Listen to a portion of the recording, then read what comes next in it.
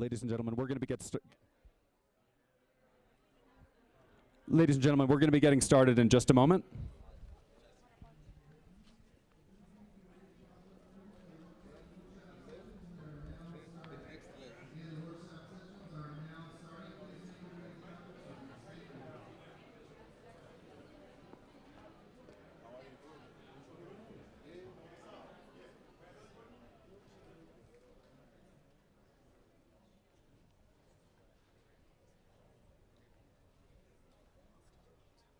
Too structured.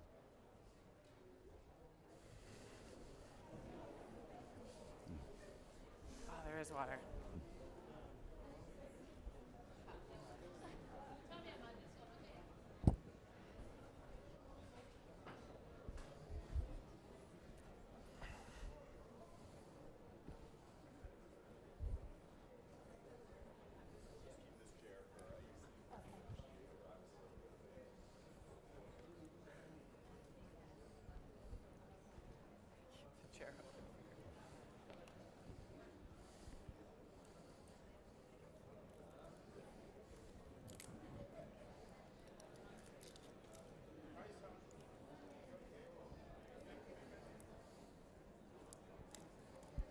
Okay, we're going to get started now. Good afternoon, ladies and gentlemen. Everybody have a good lunch? Okay, well, my name is Josh Mandel. I'm the Senior Advisor for Innovation at the U.S. Department of Commerce. I just wanted to get rolling because we don't have a lot of time and a lot of interesting subjects to cover, so welcome to Getting Ready for Growth. And with that, let me just go ahead and introduce Steve Case, who's going to be our moderator today. Steve, take it away. Good afternoon. Hopefully everybody's having a great day. We've had a great day so far, and hopefully you'll enjoy this session.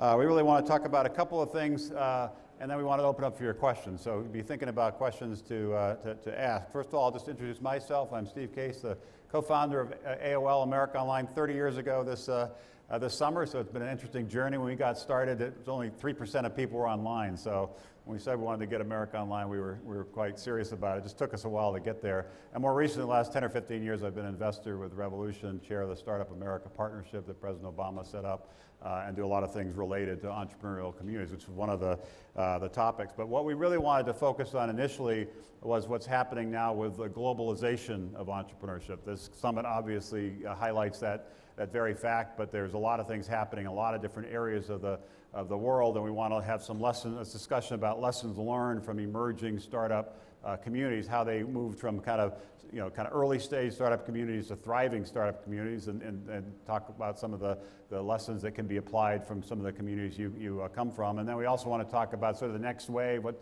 the next wave of companies might be, some of the changes in terms of the opportunities, and how as an entrepreneur some of the challenges might be a little different than it was in the past. On the first topic of globalization of entrepreneurship, as you all know, it gets a lot of attention about Silicon Valley in the United States, but it's worth remembering that 50 years ago, Silicon Valley was just fruit orchards. It really was nothing. And it's got from nothing to something quite significant. It's sort of the epicenter of innovation within the United States, and sort of kind of envied around the world. But it happened relatively quickly. And so some of the regions that are developing their startup ecosystems now, you can really see how there's momentum. Here in Nairobi, we've been here a few days now and seen some of the things happening. It is striking to see how strong the startup community is here versus even just 5 years ago. So the momentum there is quite significant. Now we're going to start off, but before we do that, I'd like to have you meet a little bit of the panelists. So I'll just have them each quickly introduce themselves, and we'll start asking some questions. Why don't we start with you? Hi, I'm Lauren Kickham. I manage the African Entrepreneurship Program for Vulcan. Vulcan is a company from Paul Allen, and Paul is best known as co-founder of Microsoft and owner of the Seattle Seahawks, a local American football team. But what I really know him best for is his commitment to tackling some of the greatest challenges in Africa. From his early efforts to contain Ebola in West Africa, to fighting to save elephants and rhinos and protect natural habitats, he's looking, and we are, to partner with people here on the ground in Africa to build really strong, resilient ecosystems and economies. My work is focused really on the entrepreneurial program that we have, and through that we're looking to invest early stage at-risk capital in local market-driven solutions that have the potential for really big social change, and that will be examples of last mile innovation. When we got this panel topic, what really jumped out to me was the part about what makes a competitive country. And through our entrepreneurial program, what we're doing is investing in enabling infrastructure. So electricity access, broadband access, because we really believe that that is fundamental. They're fundamental building blocks to these sort of diversified and thriving economies, and really sparking entrepreneurship all over Africa. I'll leave it with that. Ahmed? I'm Ahmed Alfi. I'm based in Cairo for the last 9 years. Spent 30-some years before that in Los Angeles. I do kind of 4 quick things. I run a VC fund called Sawari Ventures. We have an accelerator, Flat 6 Labs in Cairo, Jeddah, Abu Dhabi, and opening in Beirut next month with a couple more locations in the Middle East. We took over the old American University campus in Tahrir Square and turned it into a tech park where 120 startups now share space and work together. It's about 250,000 square feet of space right in downtown Cairo. And the last thing is I set up an online education site to kind of fill in the gap where governments in the Middle East aren't building schools fast enough. And it's kind of like a Khan Academy called Nefham. And we do 120,000 free lessons a day to students in K through 12. The whole Egyptian curriculum, we've done half the Saudi and about half the Syrian now being used in the refugee camps. Great. Brian? So I'm Brian Chesky. I am the co-founder and CEO of Airbnb. Not many years ago, I was an unemployed, aspiring entrepreneur. I was living in an apartment with my roommate. We couldn't figure out how to make rent. This one weekend, this international design conference was coming to San Francisco. All the hotels were sold out. So we said, well, what if we could just turn this house into a bed and breakfast for the design conference? Unfortunately, I didn't have any beds, but my roommate Joe had 3 air beds. We pulled the air beds out of the closet, we inflated them, we called it the Air Bed and Breakfast. Well, from that idea, solving our own problem today, we have about 1.5 million homes around the world. So we are the largest provider of hospitality on the planet by number of spaces. And in a typical night this summer, we'll have nearly 1 million people from 190 countries around the world living together for the first time. Jennifer? Hi, I'm Jennifer Kushell. I'm the founder of a company called YSN and Young and Successful Media. We support young entrepreneurs and young leaders in about 160 countries. But the story basically is when I was 19, I was on my 5th business. I started my first at 13, and I was very frustrated that people weren't taking me seriously. So we started the first online network to connect young entrepreneurs globally in 1993 on CompuServe, and got up to 75 countries worth of young people. And then a few years later, when we launched YSN, we got up to 25,000 young leaders in 160 countries. So ever since, I've been relentlessly advocating for young people globally to help them get recognized, get credibility, get respect. Through the years, the way that we made money is we built a boutique agency that does global marketing campaigns and engagement campaigns to get young people inspired about entrepreneurship. We did the 100 countries Subway Global Challenge, which engaged young people in an 8-week business simulation game. And we do a lot of policy work now, work with some embassies, and most recently we're trying to create like the Huffington Post of youth entrepreneurship and engagement, because we want to show young people globally what's happening in this new ecosystem. Profile the young people, the organizations, the opportunities that are so abundant right now, but aren't really accessible or known by a lot of young people. So I'm very excited to be here today. Thank you. Ayisi? Thanks, Steve. Apologies for being late. Karibu, welcome to Kenya. I didn't imagine I would be sitting on a podium, a global podium in my own country, and having international players from Silicon Valley, from Steve Case, who was a hero of mine in those early days. My claim to fame is I started a company called Africa Online. Copied somebody else on the other side, build that out. I was telling Steve that the first splash screen we had was exactly a copy of America Online, and someone told us we can get sued and said if they sue us, we'll have made a $200 million return in no time, so we're okay. And we built that out to become one of the largest ISPs across Africa, in 10 countries, all the way from Egypt, where we're number 2, to West Africa, to the whole of Eastern Africa, to Southern Africa. And we sold that eventually to a London-listed company just before the .com collapse. I then thought I was going to use my skills to invest in other entrepreneurs, and I started a private equity fund. Currently, unfortunately, we don't do any technology, and people ask me why you don't do technology, having got an electrical engineering degree from MIT. You should be. I just found technology was a very hard space to sell in Kenya and in East Africa. So today we are disrupting the consumer space. We've invested, just a quick example, we've invested in a retail pharmacy chain, which was at the beginning of last year, 2 pharmacies. Today there are 30 pharmacies. We're adding 5 pharmacies every month. We'll probably have 50 pharmacies at the end of this year. And then I think we have plans to go to about 200 pharmacies by the end of next year, all of them just in Nairobi. So before we even get out of Nairobi. That's how quickly we're growing, and we're using that model to disrupt a whole bunch of other areas in a growing, so you will not find them in the richer areas of Kenya. It's 40 square meters. It's generally in the high density areas, but they're serving a need that's growing and a need that we are identifying, and I'm sure it's going to be relevant to the discussions today. Thank you. I'm glad to be here. So as I said at the beginning, the first topic is how do you develop these startup communities? Why don't we start with you, because we're in Africa. We should start with the African, and particularly somebody who's seen this develop in Nairobi. I was mentioning earlier that when I was here 5, 6 years ago, that the startup scene was not that developed. It seems like there's a lot of momentum here. Why do you think that is, and what are some of the lessons that could be learned from what's happened in Nairobi that could apply to other places around the world?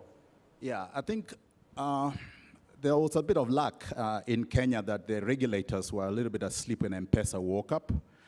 Those who tried to do a similar program to M-Pesa in other countries found the banking regulators were standing in their way. But M-Pesa picked up, and prior to that, I mean, we were really the pioneers of the people who started the whole programming scene in Kenya. I think there was, I would say, a good educational institutions that got it all started. M-Pesa came along. We wrote the whole payment scene, the payment, mobile payments. We've generally tended to have a lot more Western iHub types in this economy than you'll find in the neighboring countries. So it's gotten that going. But I still don't believe that we have the full ecosystem to build a thriving, we don't have the full ecosystem to build a thriving startup scene. You know, you need good angel investors, you need people who've done it before, who are then backing new young people and helping them through the process. It's actually a little bit of an art and a science to help other people to build their businesses, to give them the skills required so that they get to the point where then private equity or actually even true venture capital then begins to back them. And that hasn't really, despite all the noise that we've had in this country, and there is a lot of money that is pursuing something there, we haven't had that traction, although I think it's just a matter of time. So Lauren, Vulcan obviously is doing a lot of work in a lot of different communities. What are some of the lessons learned? Yeah, I would say lessons learned from the entrepreneurs that we've been working with. Number one is cultivate patience. I think that there's a lot of incredible talent and ideas and passion, and we're seeing a lot of the entrepreneurs getting in there fast and getting going and learning through technology. So going to kind of what you were saying as well, technology being able to fail fast and close the feedback loop in terms of how you're meeting customer needs and how you're serving people. I would say also success factors being able to operate in a gray space in terms of regulatory environments. So in a lot of cases, either they're developing regulatory platforms or underdeveloped, and really having the confidence to be there, to have the relationships to understand what the real risks are, and how to mitigate them, and calling on support when you need it, are probably 2 really, really strong lessons learned. Ahmed, so you started in California, spent several decades there, then moved. What were some of the, what did you see in Los Angeles, and what are you seeing now in the markets you're entered? Well, I'd say in Los Angeles and California in general, California is probably like the furthest thing from the U.S. government that there is, right? Even in thought process. Right. That's, most other ecosystems tend to be developed with substantial government involvement. The other thing is everybody looks at the concept of ecosystem as how do you replicate Silicon Valley, when what you should really be looking at is how to make something that's local, that's self-sustainable. Because that's really the definition of ecosystem, is it's self-perpetuating. So creating, what we're trying to do in Egypt is having Flat 6, the accelerator, be a connector. It helps bring people in and bring multi-parties, and hopefully we can get out of the way and the government can get out of the way and it'll continue by itself. But don't replicate, try and engage everybody and all the players in the local community, I think is really the key to success. Jennifer, your perspective? I mean, I think the ecosystem development is important to look at in terms of context also, because we're all coming into this conversation from different places. Some of us are entrepreneurs just starting out, others are much more sophisticated, some are leading programs around the world, some are first world, third world. Ecosystems have only been really developing in a sophisticated way over about the past 5 years, but even in America, this whole entrepreneurial movement, all this support around youth entrepreneurship, for example, is really only 20 years old. And this ecosystem conversation is really only about 10 years old. So a lot of people in different parts of the world say, we're not really that developed. Well, you actually have an incredible competitive advantage because you get to learn best practices from around the world, like in Egypt with the programs that Ahmed is building. So I think it's an extraordinary time. When I started in '93, there was no support for young entrepreneurs. There were 2 organizations we knew of that were helping disadvantaged kids and millionaire entrepreneurs.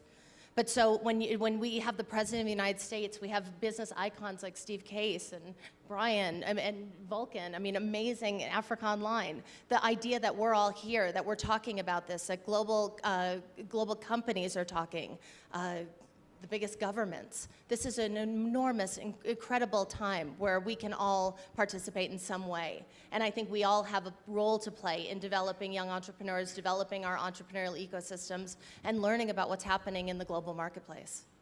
So last but certainly not least, Brian, obviously Airbnb is one of the most iconic companies of the last 5 or 10 years. Kind of came out of nowhere, now as a global phenomenon, as Brian mentioned. What are some of the attributes of Silicon Valley that you're most proud of, and how do you take some of those ideas, without trying to replicate Silicon Valley, as we've said, to take some of those ideas to Nairobi or Albany or other parts of the country, other parts of the world? I think that's a very important question, and I think it's not been talked about enough. Had it not been for Silicon Valley, had it not been for the community in Silicon Valley, there would be no Airbnb. It's said that to be successful, you need to be really smart, you need to have a good idea, you need to be, frankly, pretty lucky, things need to kind of work out, and you need to execute really well. And all that's true, but it leaves out something very important. If you don't have this, then I'm not sure you'd be successful. And that is that we all need to be part of a broader community that will help us and support us. And Joni and I, we are only where we are today because people who maybe for no other reason, they just wanted to help us, gave of their time to help us be successful. There's something very special about Silicon Valley and in San Francisco, and I see it in other tech hubs. And the part that's important is people being willing to invest and help others.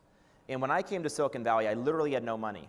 And I had all these heroes and mentors. I had one guy named Michael Seibel who would literally invest like 5 hours a week to help me, and he had a company a little further along. We didn't give him, like, he wasn't an investor, wasn't even an advisor, he literally just helped us. He introduced us to investors, and along the way, we've had dozens of people that helped us. And I've asked some of these people, like, what can I do to pay you back? And a lot of them just said, like, pass this forward. If you have an entrepreneur, I want you to help them as well. And it's very rare in the Silicon Valley that I had an experience where I asked somebody for help and they said no. And I actually have friends in other industries, in other cities, that have nothing to do with tech. And they feel like people aren't there to help them. And it feels like for me to win, you have to lose. And there's a sense that if you win, I win in Silicon Valley. And I think the most important thing for this is to develop a community. And a community where you believe that if you're successful, I'm successful as well. And we're all going to help each other. And that, I think, is something that's overlooked when you talk about Silicon Valley. There's so much focus on pitch decks and investors and this and that. But there's something, and I don't think it's an exaggeration to say that people are there fundamentally support each other. And if a community doesn't have that, you can have everything else and you'll fail. So one, good point. One thing that we worked on in the last couple of years in the United States, an effort called the Rise of the Rest, trying to get regions outside of California, New York, Massachusetts to get more capital, more support. And even in the United States, and I know the perception talking to a lot of people is, America is very innovative, very entrepreneurial, but the reality is there are many parts of the United States that aren't, and many parts of the United States that don't have thriving startup communities. But it is getting a little easier and cheaper to start companies because you can kind of leverage other things, Amazon Web Services, other kinds of things. It's easier to raise capital, particularly with some of the crowdfunding platforms that have emerged in many different countries. So we are starting to see rising startup communities all throughout the country, and we're also seeing entrepreneurship not just regionalized but globalized. And this conference obviously is a great example of that. And so some of the communities you're a part of and you're trying to help develop, it's never been a better time to figure out ways to rally, create that sense of community, that sense of possibility to try to take the community to the next level. Let's leave the community point for a second, although we can bring it up more in questions, and shift gears to the other side of things that I'm sure you're all interested in, not just how you help build the community you're in, but also how you help build and scale the company you have. How do you go from that startup phase to the speed up phase to the ramp up phase? And I'm sure different companies are in different phases of that. So why don't we start with Brian on this one. What were some of the key lessons you learned as the company went from just a small little thing renting out air mattresses to now a global company with a couple thousand employees? What are 2 or 3 of the lessons that you think you could, some folks in this audience might be able to benefit from? I think it's very important to know what stage you're at and know that what you do to be successful when you have no customers or 3 employees is completely different than what you need to do when you have 2,000 people. And if you literally try to run a 3-person company like a 2,000-person company or vice versa, you're going to fail. That seems kind of obvious. The biggest problem I find there's really, think of it as like 3 stages. One, you have to find a way to get an idea or like something in a core team. That's phase 1. Stage 2, you and that team need to create something that people want. People call that like making like a minimum viable product or finding product market fit. And then you have to obviously scale it. And then the final step you could argue is to build something that endures. And I haven't yet done that yet. Maybe you could talk a little bit. But as far as the first 3 steps, the really important thing is step 2 and step 3. So the most important thing until you're at scale is to make something that people want.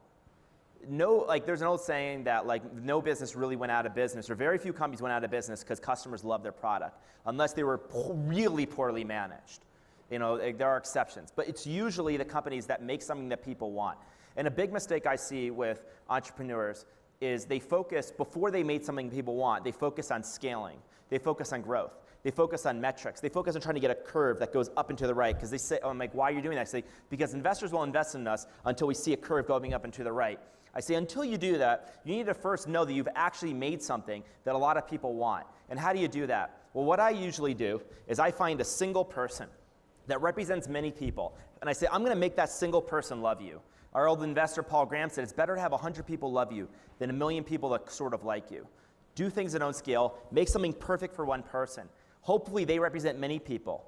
And then once you have a few of those case studies, now you have something that can be scaled.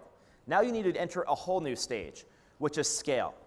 You need to think in terms of systems. You need to think in terms often of technology. And you need to think in terms of building a team. And so I think that's a completely different problem. I usually talk to even different people about scaling. And with that, I think it's so much about systems and people. So systems would be technology. Once we figured out how to rent airbeds, once you figured out the idea that you can book someone's home around the world, how do you turn that into a global platform that can be allowed to grow in 34,000 cities? And then once you have that, how do you actually build a 2,000-person organization where people want to really work there? And there's a lot of lessons there. I won't go into every one, but the high level would be know that there's different stages. Focus on stage 1, making something people want, and then get really good mentors to help you, I think, scale. And there's plenty of lessons within that. So Ayisi, you started as an entrepreneur, ripping off America Online, as you said, but we'll let that pass.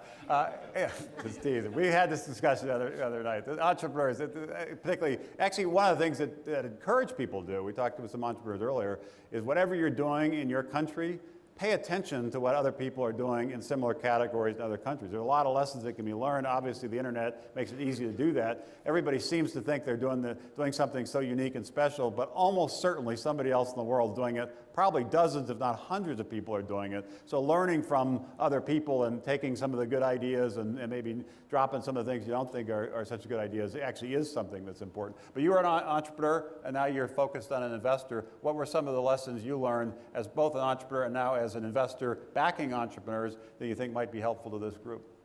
Yeah, I obviously didn't do a very good job of ripping off America Online. At time one, I wasn't in Kenya.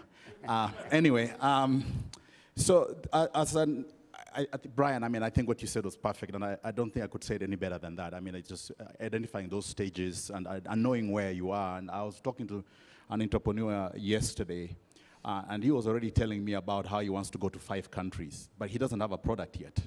And I was saying, actually, if I was you, and I seem to be discouraging him, he wasn't very happy when I was telling him this, but I was saying, look, if I was you, I would actually build the product in one country, be very boring. You know, you don't have to impress me there in 5 countries. Once you've built it, then scale it. You know, once you know that it's doing very well in one country, then you can begin to figure out how to grow it to the next country, and then figure out what it takes to grow it to 3 countries and something like that. On the other side, I think as an investor, I think the challenge we face mostly is that we get a lot of these companies that they've succeeded because of the sheer grit of the entrepreneur. And they've done an amazing job, but they have now become their own worst enemy. And what happens now from that point on? And for us, before we invest, is to convince ourselves that this is the kind of person who will be willing to listen, will be willing to take on experts, will be willing to realize that I am good at this, but I am not good at this, and I should hire into my weakness. And together with them, so we're not bringing capital. We bring capital, but we want to bring the methodologies to identify where they can get help from, how to scale up, how to grow. And there may come a time when we have to have that conversation where we say, look, it's just not going to work with you. You've done very well. You're a major shareholder in here. You're going to become rich, but you can only become richer or rich if you allow other people to come in here and run that. And that's the conversation we're almost always constantly having. It's not very much about sometimes the product. It's almost always the people that are managing that product and how you work with them to scale it up, and whether they are willing and open to that. So Jennifer, you're an entrepreneur, you're a mentor to a lot of entrepreneurs. You even wrote a book called The Secrets of the Young and Successful. So what are some of the secrets for the young and successful entrepreneurs? I'd say one of the toughest lessons that I had to learn myself was how to make money. Being a social entrepreneur, I didn't really think about making money as much as I thought about making an impact. And for many years, that was my biggest goal, and it still is, but making an impact in people's lives is a beautiful thing, but having that hybrid of being able to have a business model that supports that was really challenging. When we were starting, we got in front of 300 million people with media. You know, I was the first one talking about youth entrepreneurship and Forbes and Wall Street Journal, and we did these like, you know, trips to New York to be on CNN with all of my 75 interns and everything. But we didn't think about the money. And I struggled for so many years. We were literally impacting millions of people and getting great messages out there and even shaping policy around the world. But because we didn't learn how to make a buck in the business, we really stunted our own growth. And so even when we did get funded, which was before the last market crash, we got $5 million in private money to build out, you know, YSN, which was amazing. And we were ramping like crazy. Lehman Brothers crashed the day before we were booked to do all the media with the launch. But, you know, we were building for valuation then for a while because the investors were saying, build for value, and we weren't building revenue. And so I've learned some very hard lessons around that, but I always say to young people, learn how to make money doing what you love, because if you don't, you have to do what you love as a hobby and do something you probably hate for a living as your main thing. Ahmed? I would say the 2 main lessons, I've been agreeing with most of what's been said, that I could add are, I try and get entrepreneurs to focus on being honest with themselves, because too many of them get hung up in their ego. And their ego takes them, really being honest with yourself is what keeps you on track. Your ego is what takes you off track. And your ego on the high is what takes you off track, tells you how great you are. And your ego on the downtick is just as dangerous because it tells you how bad you are, and your ego hits you even worse. And the guys who can manage their ego well are the ones who tend to make intelligent decisions, who tend to view things rationally, who tend to say running a 2-person company isn't like a 50-person company, isn't like a 500-person company. So those are kind of, if I'd look at it from a very high level, that's the thing I'd add to what's been put up. Lauren? I know a lot's been said, but hopefully you have a couple more ideas. I would add to what Brian said about the different stages. As you identify what stage you're in, think about what type of capital you need within that stage and what will define success at the end of that stage. And really make sure you're smart about that capital, because money costs money. And when you are early stage and growing, you need to be really efficient with what you have. And I would say in addition to that, as you think about what money you need at what point in time, you think about which investor, if it is an investor or whatever it might be, a financial institution, you think about what you need to scale and grow, what expertise you need to build, and who's going to help you do that. And being really smart about the type of money and then who is providing that money, so you can just get the most possible you can out of that investment. All right, why don't we see if anybody here has some questions? I have some other questions, but I want to get you folks involved. We've got some microphones. Yeah. I'm going to borrow one of yours. All right. All right. That's fine. Okay. We'll share. You can pick. Wow. Hello, my question is for Brian, but anyone can answer it.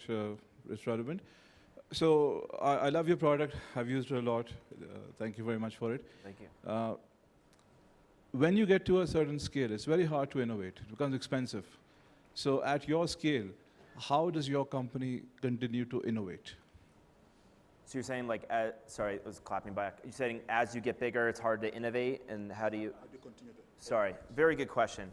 So if there's another stage after scaling, it may be enduring or continuing to scaling after your initial product or your initial idea maybe saturates markets. And I think that there's a number of ways of saying this. Here's one way of saying it.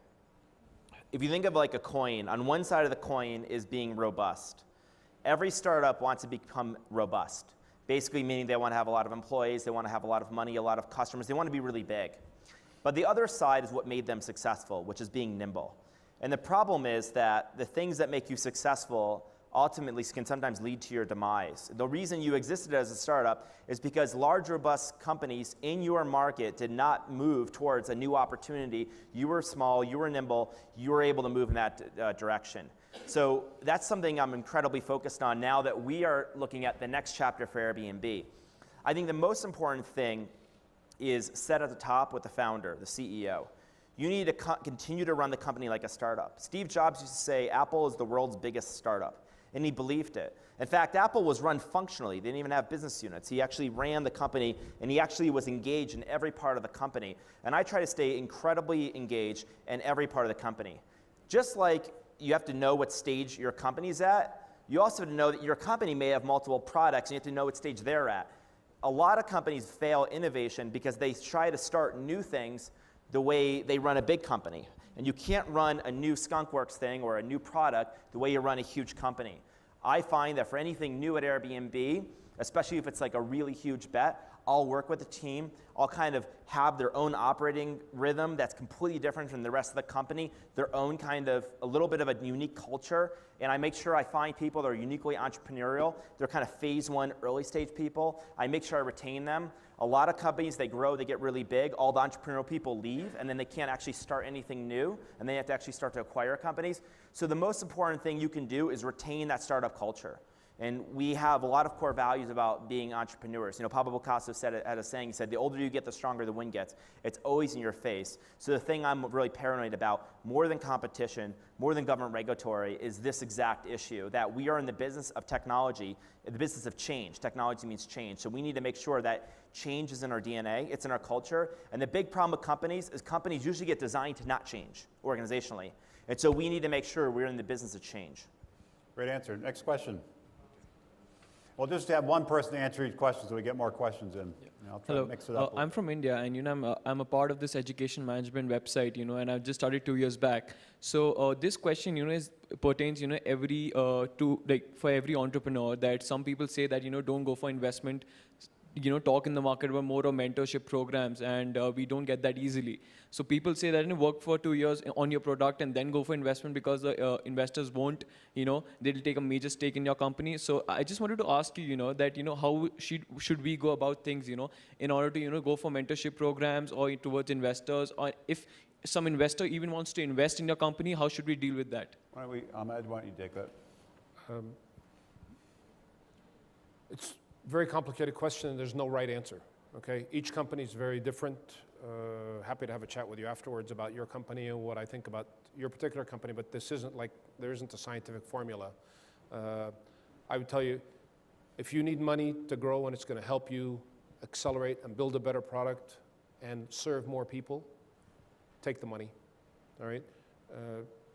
Don't think equity in percentages, think executing, all right? And think developing the best product, like Brian said, developing something that people really want, and then getting it to them. So time when you take money and in what form, on how it's going to impact your development of the product and the growth. Yeah, just I think not just focusing on your slice of the pie, but how do you just make a bigger pie? Question? Yeah, back. Hi, Mr. Case, I've been really obsessed with the Men Who Built America series. And for those of you who don't know, it's essentially about Vanderbilt and Carnegie and a lot of the captains of industry in America.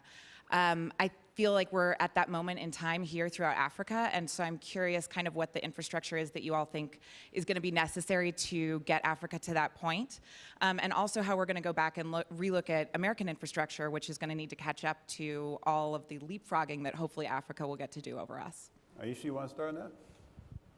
Yeah, I'll give you a bit of an example about how we've had to do it. I mean, we were probably the pioneering. We've got a couple of private equity funds that have come and played in this space. We were probably the first local private equity fund focused here. And we made all the mistakes you'll make in the first 1 year. I mean, we wrote off the companies that we invested in the first 1 year. And if we didn't have, as Brian said, it's the very supportive LPs, we would be out of business. I probably would be looking for another job or doing something else. But they were quite supportive, and they allowed us to take the lessons learned and go into the next phase. We need to do that almost every phase of that ecosystem. We need to allow people to start investing small amounts, 20,000, 50,000, give them a bit of structure, and let them just get started, and know that they're probably going to make mistakes. But in those mistakes, if they're focused and they really are stubborn about trying to get to the end, they will learn from those mistakes, and the next deals they're going to do, they're going to get better at it. But it also requires entrepreneurs and some of you who can devote a bit of time to start almost participating in it. Now, you wouldn't all believe you, but if you go to America and you talk to Alan Patrikoff, he says he's got a fund in East Africa, and that fund is us. Because Alan put a lot of time into just trying to get us to understand how to do what we're doing. Of course, he prefers the venture capital side, but we eventually ended up doing more or less venture. But he allowed me to send my team to go spend time with him in New York. You know, he would go for breakfast with them, he would go for dinners, and I just allowed them to absorb what happens there. And it's a little bit of those things when they come back and we say, look, a term sheet should be 1 page. It shouldn't be 16 pages. You know, and then we struggle to reduce a term sheet to a page, you know, and it's just that exchange of technology and movement, because they have done it in the US generally, it's moving to the rest of the world. They've done it well. They've learned the mistakes. It is successful. There is an ecosystem. You've got an angel network. You've got the really big private equity funds. You've got the smaller guys, and they've filled the various gaps. So I think we will actually have to go through it, but yes, it will be a bit of a collaboration and support also from those who know and those who have, maybe starting with something like the GES. Yeah. The only thing to add to the second part of your question about the United States continues to be pretty well positioned, and I worked with the White House and Congress on some of these issues, but providing more access to capital, more entrepreneurs in more places outside of the places like California, is important. Immigration reform, winning what's now a global battle for talent is very important. Getting the right regulatory environment, which means killing some regulations and figuring out what the regulation should be for some of the emerging things like this gig economy. So it's not just infrastructure like broadband, of which we need to make more investments. It's also making sure the policy infrastructure is in place to position every country around the world to maximize its ability to be a kind of a center of gravity, a center of momentum around innovation and entrepreneurship. Question in the back? Hi, my name is Ivana, and I'm running a company in the Silicon Valley, but our R&D is actually in the country of Jordan. And so my question is more about globalization, because obviously early stage startups are already kind of strapped for attention, capacity, and resources, but increasingly there are more international opportunities for entrepreneurs to pursue. So how do you manage that? Because like, for example, like for us, you know, we're in Silicon Valley, our R&D is in Jordan, we have contractors in Pakistan, and we just closed a round of funding, which means that we have to increase our capacity and really talk about the culture of the company. But how do you do that? Because we can't keep on flying all around the world. That's just insane.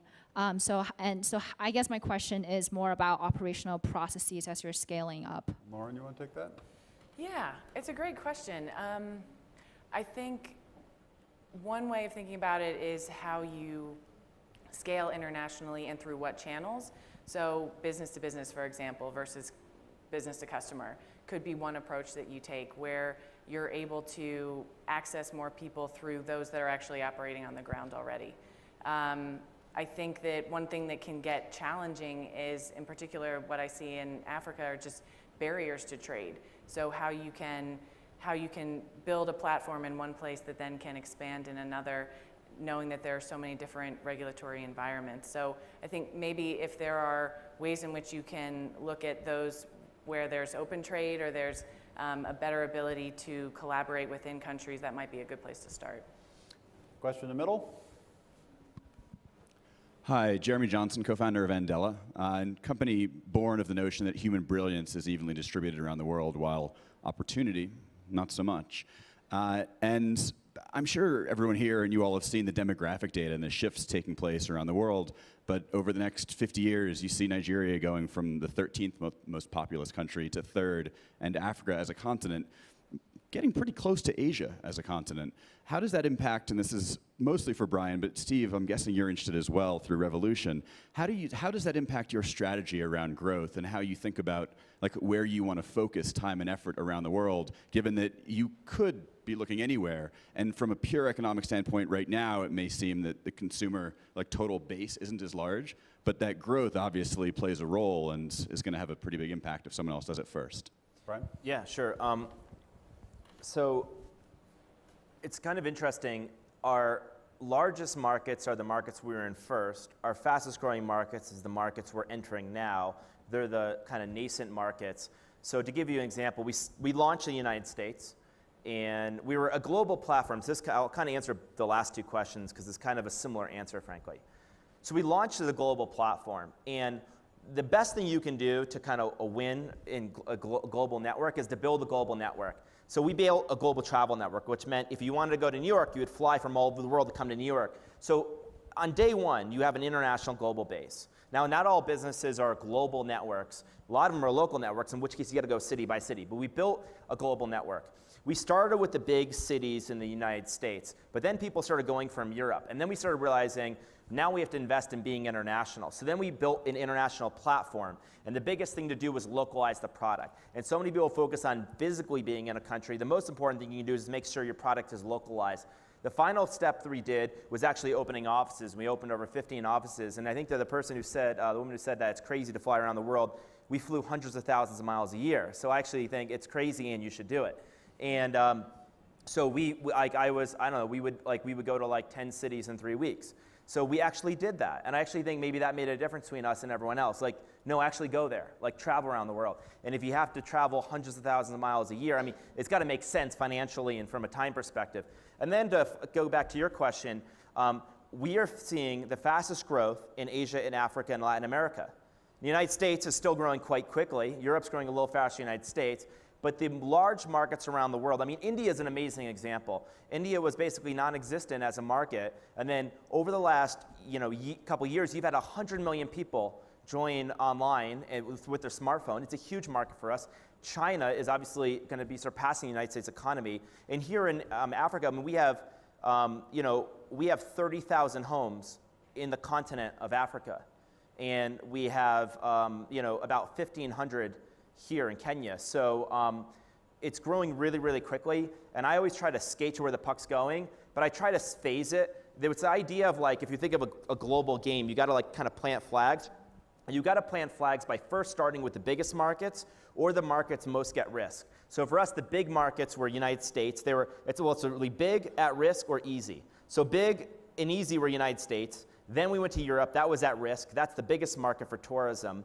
And then, really big but nascent were Asia. So we decided not to go there right away because it'd be hard. There were lower internet penetration. But now we're seeing tons of growth in Latin America, Africa, and Asia. I'd say they're all growing similar rates. Asia's growing slightly faster than Africa.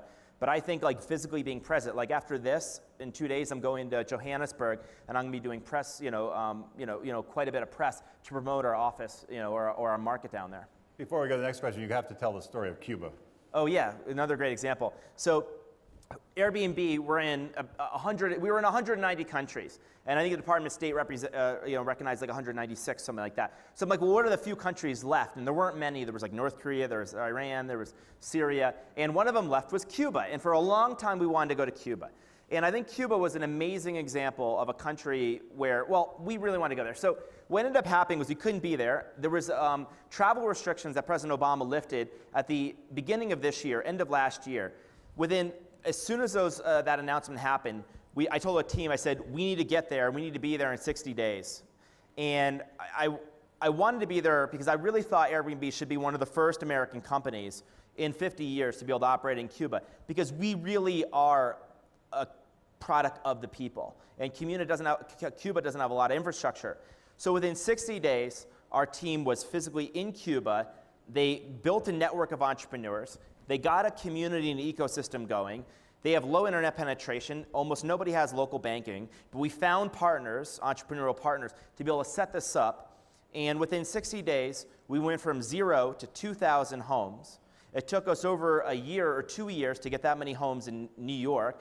We're now obviously it's our fastest growing market in the world. And we are the largest provider of hospitality in Cuba.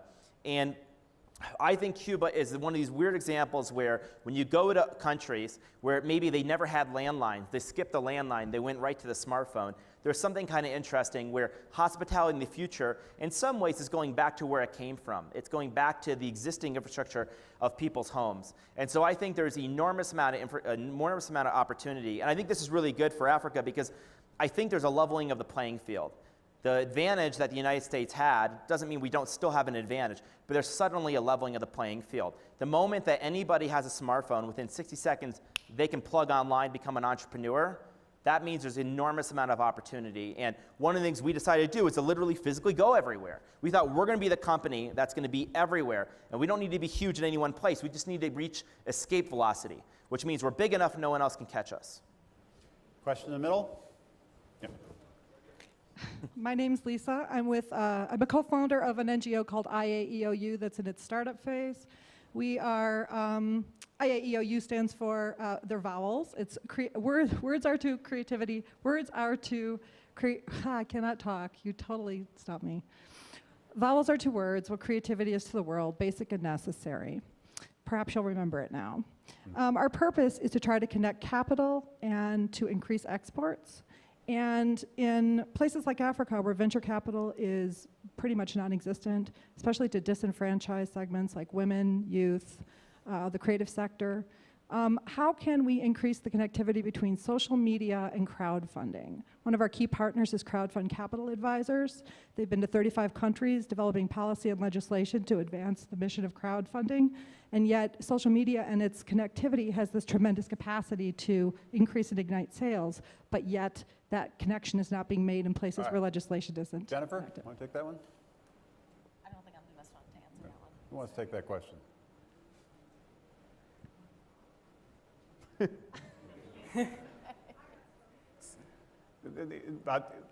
let me take a little bit of it then, if nobody else wants to.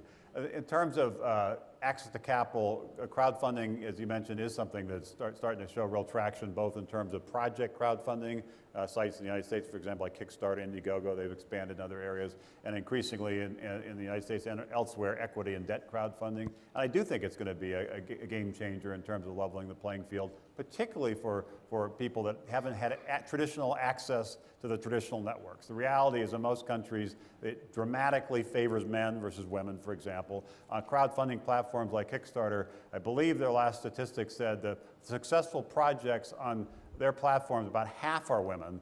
And in terms of venture capital in most countries, it's probably 20% going to women. So I think as these platforms expand around the world, and not just around funding projects, but funding companies in terms of equity and debt financing, that's important. But it's also important in each community that people do step up, whether they be former entrepreneurs or companies in the area or others, and create small angel networks or small angel funds to provide not just that initial capital, but some of the networking and mentoring that really is important to lift it up. As investors from other places look at communities, if there isn't that local support, it kind of becomes puzzling. It's almost like a bad market signal that people locally understand best aren't investing in it. Why should people from other places invest in it? So the crowdfunding, the technology aspects are important, but that doesn't replace the need for people on the ground in any particular city or any particular country to try to be supportive of the next generation of entrepreneurs. Yes? Hi, my name is DJ. I'm not from the United States. I'm Dutch. I live in Kenya. I'm involved in a couple of local startups, and I'm very much intrigued by the contradiction in terms that we have. On the one hand, people say Africa is ready, and at the same time, the ecosystem, it doesn't tick all the boxes, especially the one where there's access to plenty of venture capital fund. And the thing that I see is that even if VCs come into play, they have a 1A4 term sheet, but they got you by the balls. So what are we going to do about that? Ahmed? So, I disagree with the two flow together. Right. Okay, there is as much capital as the ecosystem can handle and spend wisely. All right, we're growing entrepreneurs just as well as we're funding them. All right, so I don't really agree. I think the good ideas are getting funded. What's missing is a lot of the other components of the ecosystem, which is the good managers, the good CFOs, people with experience, the mentors who didn't exist 20 years ago, all right, that previous entrepreneurial generation. So there's a lot of aspects. You can't just blame it on lack of funds. And too much funds distorts the system, and we've seen that, I won't mention specific countries where some government incentive program comes in and they say, put some money in here, and you see these startups getting valued at 3, 4, 5, 10x what the same startup in a neighboring country is getting valued at with the same conditions. So too much outside forces distorts it. It does grow, it takes time, it's an ecosystem, it has to mature. It's not tomorrow somebody comes in and says, put $500 million into this country, all for entrepreneurs, and 2 days later you have a functioning ecosystem. It doesn't work that way. The only thing I'd add to that is, I think President Obama said it well earlier today, that I think the general perception, I think to a large extent the reality of Africa 10 years ago around the world was it was a problem. It was a challenge, and it required government aid, it required philanthropists to step forward, and obviously there still are challenges, but maybe 5 years ago, it began to be the sense that Africa's open for business, but the first wave of investment really was more the private equity, investing in infrastructure and things. It's only now that the wave around entrepreneurship, venture capital, angel capital is really starting to build. So it's still the early days in most countries in Africa, but what's happening in places like Nairobi are encouraging. Next question. Hello, my name is Dowantas. I'm co-founder and CEO at TransferGo, and we disrupt the Western Union cash remittance market by offering people a better digital solution. And I want to ask Brian a question. I've been following Airbnb ever since its inception because I used to live in Silicon Valley and heard when you just started off. It was a crazy idea, and at that time I remember there were many similar pitches out there with the idea that you would rent out your house. And I know I've heard from a couple of sources that when you started off, not many VCs bought this idea as well. A lot of people thought it was a crazy idea. I mean, that time I also thought that way, but now I'm also a homeowner and a frequent user. So I want to ask you, maybe you can remember what helped to change the perspective. This sort of idea could be realized on a global scale. What was the key of investors? Of investors and the public in general? Because I think that there was sort of a preconception that I would never, let anyone to my house, or that wasn't the usual thing to do. Yeah, really good question. The thing about startups is, this is kind of, I find this similar with investors. It's kind of similar with customers too. It's more with investors. I find investors don't want to invest in something unless every other investor wants to invest in it. So as they say, the hardest thing, if you're doing a round, the hardest thing is getting the first investor. And once you get the first investor, everyone wants in. But if you can't get the lead, you can't get any money. We were trying to raise $150,000 at a $1.5 million valuation in 2008. You would have bought 10% of the company for $150,000. And there were, I think like a couple dozen people had that opportunity. And I wrote a blog post where 7 of them just kind of, I had an email, I even shared the emails, I didn't show their names. And people didn't want it really because other people didn't want it. And I remember one other thing that was really interesting. One day, Michael Seibel, this early mentor, I go to him and I say, I can't even get my own sister to use Airbnb. My sister says it's crazy. She says it's scary. She's never going to stay with a stranger. I'm like, how am I going to get my sister to use Airbnb? If she can't use it, how are we going to grow? She's normal. I can't get normal people to use this. And Michael Seibel said something I'll never forget. He says, don't worry about your sister. Your sister might be the kind of person who'll use it when everyone else uses it. No offense to my sister, but that was actually what ended up happening. So in the early stage, you don't need to build a product for everybody. You need to build a product for the early adopters, for the adventurous people. As long as it's something that ordinary people would eventually use.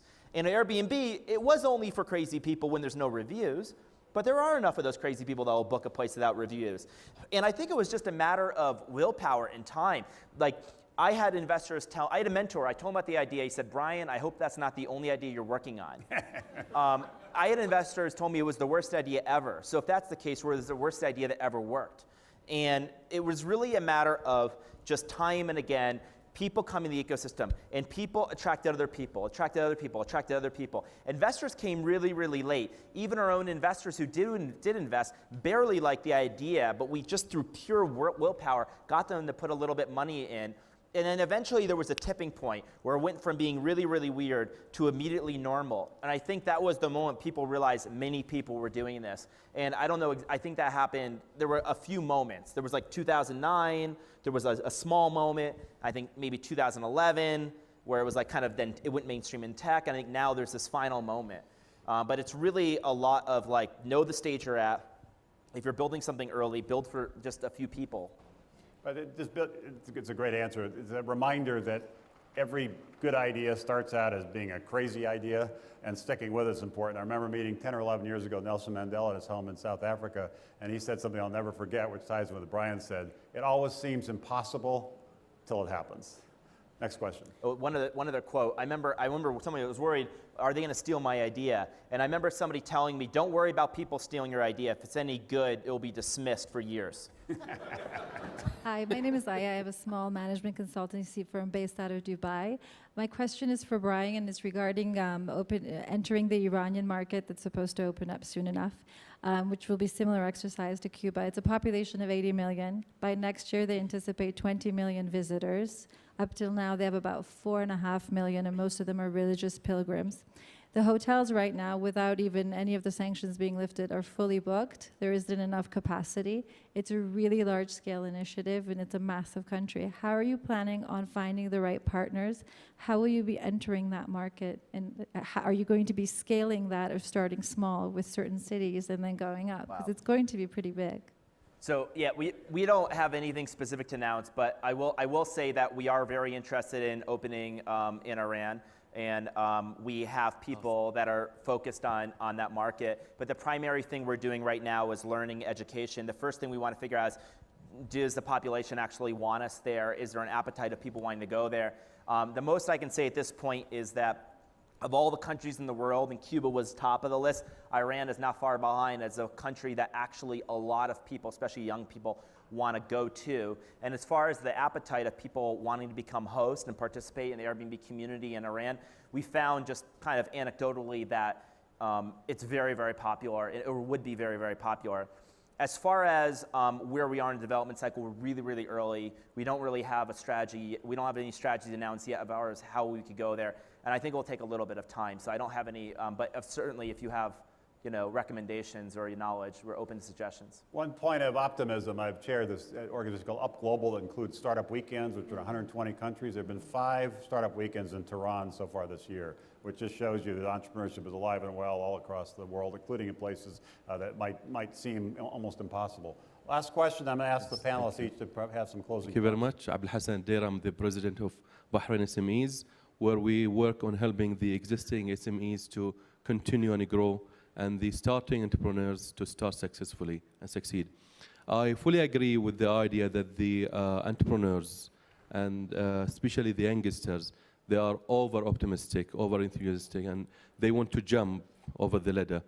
However, I think a piece of advice is that they should think smart, instead of working hard, but then to work smart. And that's through building some collaboration internationally with the existing entrepreneurs or those who want to start their own business in the same field. But from your experience, what are the, let's say, the negative points, the weaknesses in collaborating either with existing establishments which are in the same field or with those who want to start in the other? Because the idea here is to leverage and have a win-win situation. However, there are the weaknesses behind that. So from your experiences internationally, worldwide, what are these weaknesses? Thank you. I want to make just a very brief comment. I've seen too many startups build their whole business plan on a contract with a Vodafone or with a Walmart. And this guy has a timeline, and you have a timeline. And too many companies have died waiting for that contract to either be signed, or they get the contract signed and to actually get it to make them money. So I don't like companies that build their business plan on one contract with one mega corporate. All right, we're going to have time for one more question. And we'll Very have our quickly, summit. so I just actually attended a program in Tunisia, and we formulated a new product that won some accolades up there. I'm based in the San Francisco Bay Area, and I'd like to talk to Brian at some point, but very quickly, because I know we don't have much time. Our biggest challenge is we've built a product that's won a lot of fanfare, and I've gone to London, I've gone to Las Vegas, I've come to Nairobi. Our challenge is the engineers have worked for free for us and built an amazing product, but we need funding to keep it going and just to keep them there, and the challenge of getting that initial investor that you touched on. I know it's persistence. I've gone all the pitch decks, but I mean, is it a bit of luck and randomness as opposed to just kind of doing what everybody else is doing? Because I've been doing it for a little bit of time, and that's our challenge right now, is just keeping everybody intact while we get there. Was that was it directed to Brian? You want to answer? Sorry. Jennifer, anybody? I can answer it unless someone. Okay. Do you want to answer? Well, I mean, I was in the same exact situation, where we were building overhead, we had all these people, we had all this demand, we couldn't get enough capital to keep it all going. And I think, for us, the turning point was getting some big deals down and getting that revenue started. Because sometimes you spend so much time in product development, and sometimes you build a big organization before you actually have any revenue. And I don't know what your particular situation is, but it's when we started to get those big deals, and the big companies like Walmart were at the table with us. That's when all of a sudden the funding was coming very rapidly. But we had to show market demand for our product before we could get the revenue in. I think just to add to that, although I'd like to hear what Brian says about this, but I would say it's a bit of you gotta be smart. You gotta have a bunch of options. You gotta be quick at evaluating the options and figuring out which ones, and you almost have to be getting feedback. You gotta be checking out which one. But I would also say that the characteristic of the entrepreneur or the person has to be someone who's a little bit stubborn, a bit of arrogant, and good arrogance. I mean, you almost have to, you have to want to do this thing so bad that at 3 a.m. in the morning, your brain is constantly thinking even when you're asleep. And when you wake up, somehow solutions are coming through. But there's a bit of luck. I mean, I was just talking to someone today who, they built a hotel, and all of a sudden, this event has happened and the president is staying there. And I mean, it opened barely in the last 1 year. And we were discussing, you were saying it's half luck and half the fact that he just happened to be in the right place at the right time. All right, we're going to have a last kind of quick round with the panelists, so kind of a minute or so each on either closing thoughts, things you wanted to say that you didn't get to, or any particular advice that you think this audience would like to or might benefit from that you didn't have a chance to share. Why don't we start with you? Yeah, I guess we've had a lot of really good quotes up here, and one that I've always liked is from Mike Tyson, American boxer. Famous quote, "Everyone has a plan until you get punched in the face." And my hope is that we really build the capacity of entrepreneurs here in Africa to be able to adapt, to be able to make decisions when they're needed, be able to innovate the way Brian has over time and everyone else here on the panel has. And I'm hopeful to be part of all of the journeys here of all the entrepreneurs, and hope to connect after this. Ahmed? Maybe I'll share with you 3 surprising statistics about entrepreneurs in our accelerator in Egypt, which has one of the 2 or 3 worst education systems in the world, as ranked by everybody.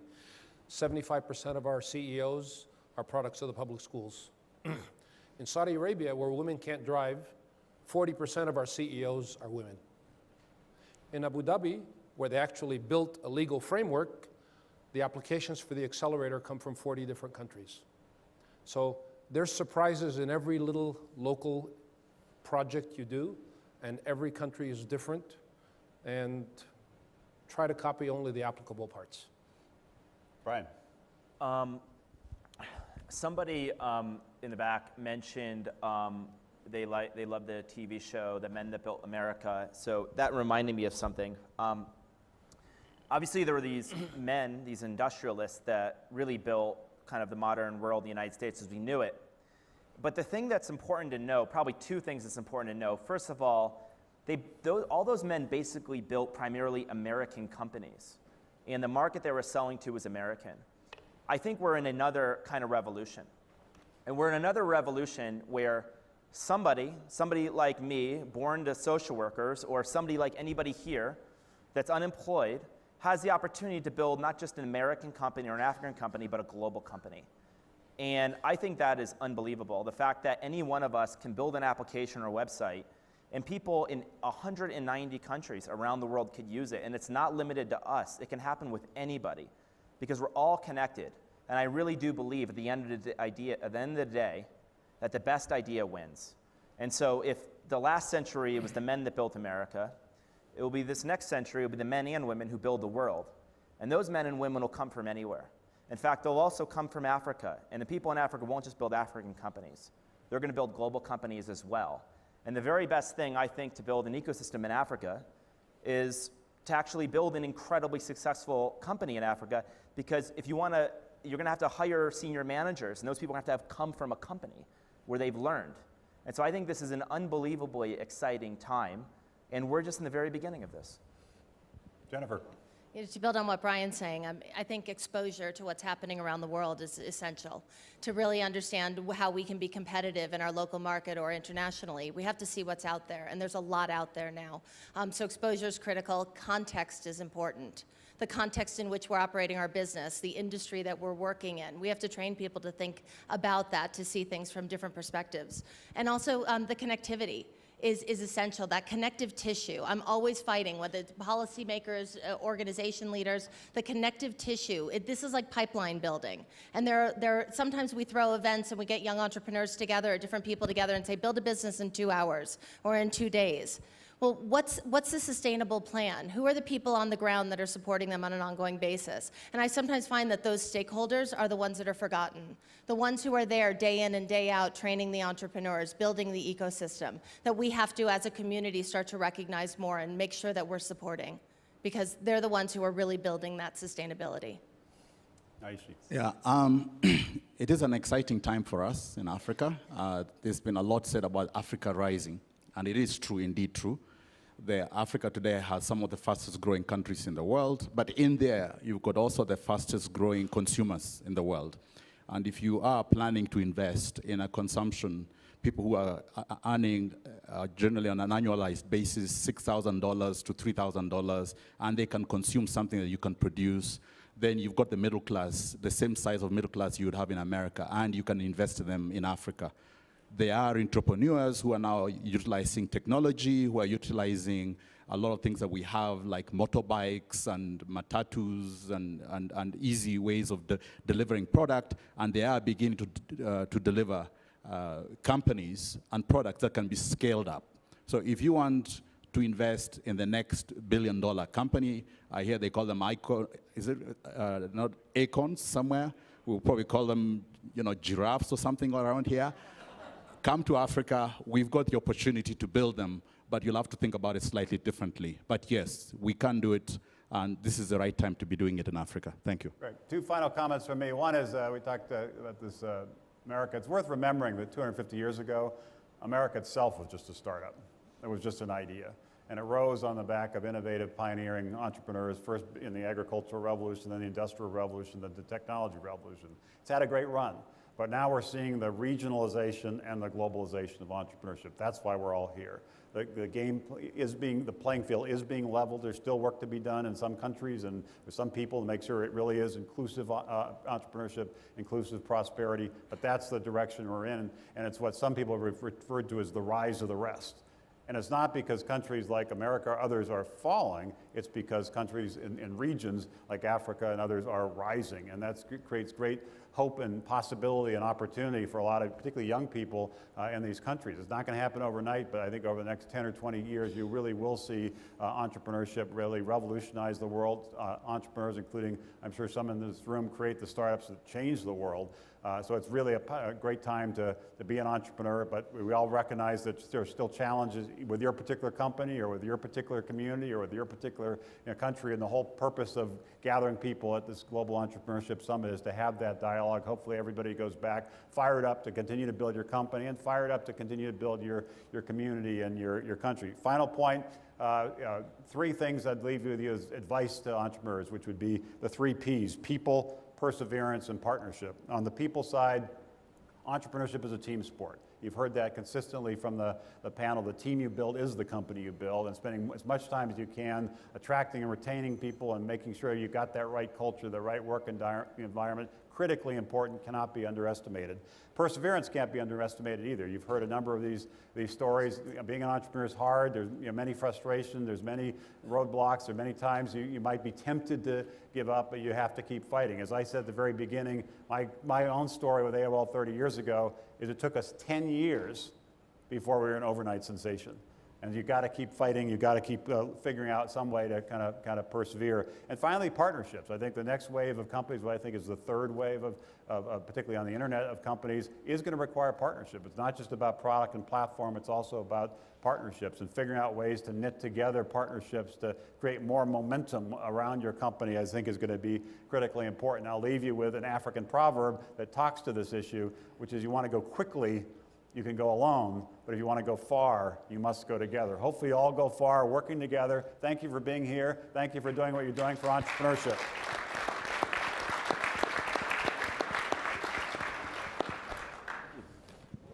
Thank you. Thanks. That was great.